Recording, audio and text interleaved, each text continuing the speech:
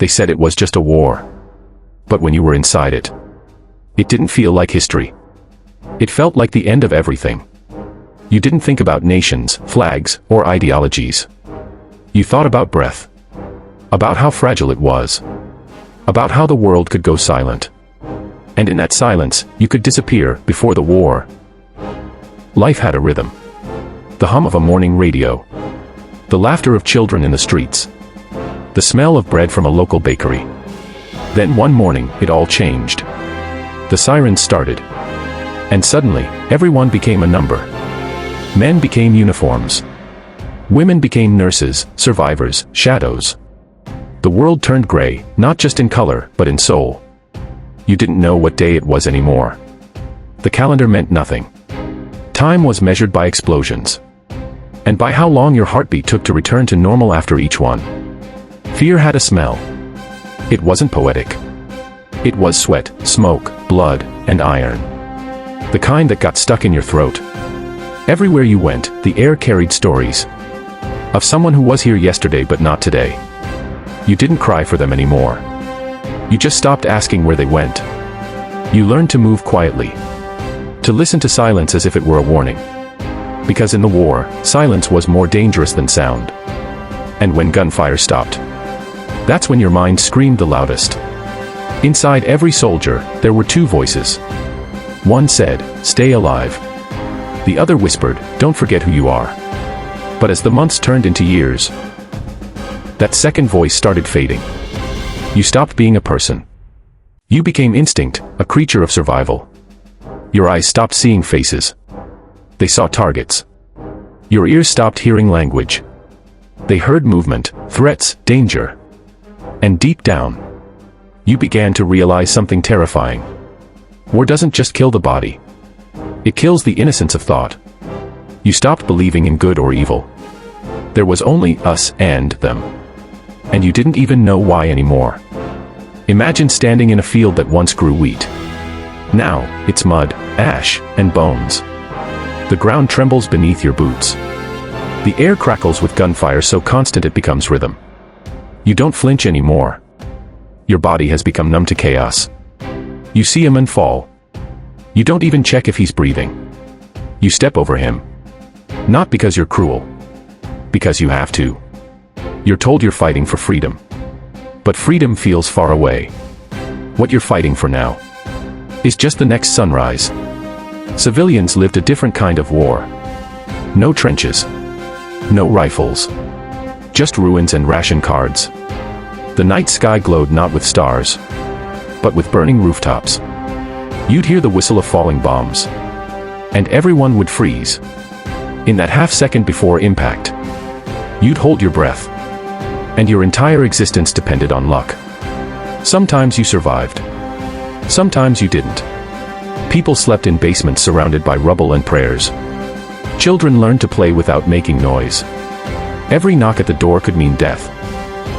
And still, somehow, people found ways to love. They'd share bread, smiles, even jokes. Because in war, hope becomes rebellion. You saw things that rewired your brain forever. Friends laughing one moment, gone the next. Villages erased.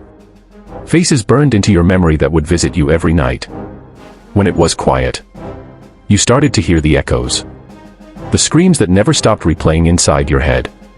You realized that even if you survived, part of you would never leave the battlefield. Because the war doesn't end when the guns stop. It ends when the mind forgets. And the mind never forgets. You wrote letters you didn't know would ever arrive.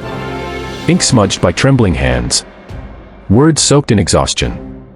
You didn't write about the dead. You wrote about the weather. You wrote lies that sounded like hope. Because the truth would break your mother's heart. You told her the food was fine. That you were safe. That the end was near. But you knew the end wasn't a place. It was just another illusion the human spirit invented to cope. There comes a moment when you stop fearing death. You just stop feeling altogether. That's the scariest part. Not dying. But becoming someone who doesn't care if they do. You begin to understand what war really is. A machine that consumes empathy and spits out monsters. Not because men are evil, but because they're forced to become what survival demands. You realize the world will remember the flags, the generals, the victories, but not the human cost of staying alive. And when you look into the eyes of your enemy, you see yourself, terrified, exhausted, human. Then one day, the shooting stopped. They said the war was over. But it didn't feel over. The silence felt heavier than the bombs. You walked through the ruins of cities and saw ghosts in every window. The world celebrated victory. But inside, no one felt victorious. Because everyone had lost something invisible. The home you returned to didn't feel like home anymore. The laughter felt unnatural. The peace, almost suspicious. And deep down, you knew. The war had changed humanity forever.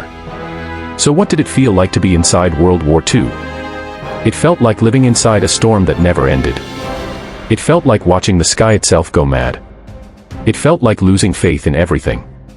And still finding the strength to take one more step. You learned that courage wasn't loud. It was silent. It was a soldier sharing his last piece of bread. A nurse refusing to give up on a dying stranger. A mother whispering lullabies in the dark. War showed the worst of humanity. But it also revealed the quiet, unbreakable light within it. Because even when the world was collapsing, someone, somewhere, still believed that tomorrow could exist. If you were inside World War II, you didn't feel like part of history. You felt like part of a test.